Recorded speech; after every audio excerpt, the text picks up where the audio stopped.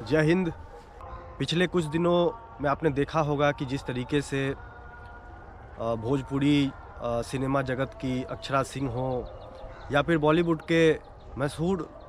अभिनेता पंकज त्रिपाठी जी हों, उनसे जब पूछा गया कि बिहार में आप किसको जो आने वाले समय में बिहार को कौन बदल सकता है, इस बात पर पंकज त्रिपाठी के शब्द में पंकज त्रिपाठी की जुबान पे सिर्फ एक ही नाम आया और वो है प्रशांत किशोर जी को लेकर उन्होंने कहा कि एक उम्मीद तो उनको सुनकर लगता है कि एक उम्मीद दिखती है। जिस तरीके से वो मेहनत कर रहे हैं ज़मीन पर, उससे एक उम्मीद उनकी बातों से लग रहा है कि बिहार में कहीं ना कहीं अगर परिवर्तन या कोई बदलाव ला सकता है तो वो प्रशांत किशोर जी हैं। अब ये उनका ये बयान बहुत ही महत्वपूर्ण इसलिए भी हो जाता है क्योंकि जब राजनीति से जुड़ा हुआ कोई व्यक्ति किसी नेता के बारे में बयान देता है तो वो एक पक्ष या विपक्ष की बात हो जाती है, उसमें निष्पक्षता नहीं दिखती है। लेकिन पंकज त्रिपाठी जो एक निष्पक्ष व्यक्ति हैं, जिनको पूरा देश उनको आइडल मानता है, जिन्होंने अपने काम से, अपने मेहनत से अपनी पहचान बनाई है और जो निष्पक्ष है, राजनीतिक तौर पे किसी से नहीं जुड़े, बिहार के लिए सोचने वाला व्यक्ति, जिन्होंने बिहार का नाम पूरे देश में, पूरी दुनिया में बढ़ाया है, वो व्यक्ति अगर प्रशांत किशोर को इस तरीके से देख रहा है कि वो आने वाले समय में बिहार को बदल सकते हैं या उनमें संभावना उनको दिख रही है, तो ये एक बहुत ही महत्वपूर्ण बात हो जाती है सभी बिहार वासियों के लिए भी। और दूसरी बात ये है कि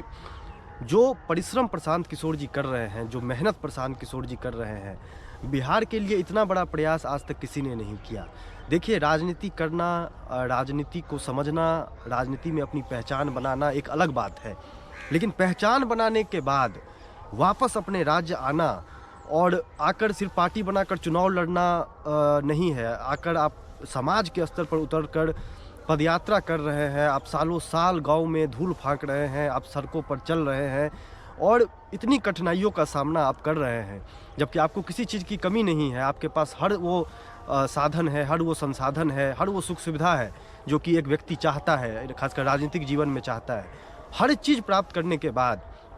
जिस तरीके से प्रशांत किशोर जी पिछले 1.5-2 साल से बिहार में घूम रहे हैं, गांव-गांव जा रहे हैं और समाज को सुधारने का प्रयास कर रहे हैं। चुनाव के समय में नेता हेलीकॉप्टर से आकर मंच पर भाषण देता है और वोट लेकर चुनाव जीतकर चला जाता है। ये तो बहुत ही आसान रास्ता है, इससे बिहार में बदलाव नहीं आ रहा है। इसी बात से तो लोग त्रस्त हैं कि कोई भी नेता आ जाए वो ठग कर ही जाता है, जो आता है वही ठग कर चला जाता है। तो प्रशांत किशोर जी का जो फैसला है कि वो समाज को पहले जगाएंगे, पहले गांव-गांव जाएंगे, लोगों को उनका अधिकार समझाएंगे, लोग गलती कहाँ पर कर रहे हैं, क्यों लोग नेता उनको आकर ठग लेता है, ये उनको समझाएंगे। और उसके बाद अगर लोग कहेंगे कि नहीं, आप आइए विकल्प के तौर पर, आप पार्टी बनाइए, तो फिर पार्टी भी बनाएंगे और चुनाव भी लड़ेंगे। लेकिन वो जो बदलाव होगा, वो सकारात्मक बदलाव होगा, वो व्यवस्था परिवर्तन का बदलाव होगा, ना कि सत्ता परिवर्तन का बदलाव होगा। इसीलिए आप देखिए कि जो लोग निष्पक्ष लोग हैं, धीरे धीरे अब ये जन स्वराज पदयात्रा, धीरे धीरे प्रशांत किशोर जी की मेहनत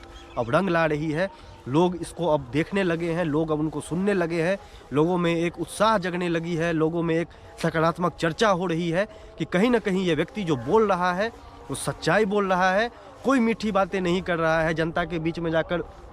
कोई धर्म जाति की बात नहीं कर रहा है, कोई लुभावने वादे नहीं कर रहा है, जनता को कुछ बांट नहीं रहा है, लेकिन इसके बावजूद वो जनता के बीच में जा रहा है और जनता को उसका अधिकार, जनता को उसका हक, जनता को गरीबी से कैसे बाहर निकलेंगे वो रास्ता बता रहा है। तो लोगों में एक सकारात्मक चर्चा प्रशांत किशोर जी को लेकर बन रही है और ये कहीं ना कहीं जितने लोग बिहार से बाहर रह रहे हैं, जो बिहार के लिए सोचते हैं, जिन्होंने बिहार का नाम रोशन किया है, बिहार का झंडा गाड़ा है पूरे देश में, वो अब कहीं ना कहीं प्रशांत जी की तरफ बहुत ही उम्मीद से देख रहे हैं। आप सब अपनी प्रतिक्रिया भी कमेंट बॉक्स में ज़रूर बताइए कि जन स्वराज पदयात्रा और प्रशांत किशोर जी जो इतना बड़ा प्रयास बिहार के लिए कर रहे हैं, एक बिहारी होने के नाते आप लोग क्या सोचते हैं? अपनी प्रतिक्रिया कमेंट बॉक्स में ज़रूर बताइए। जय हिंद, जय भारत, जय बिहार।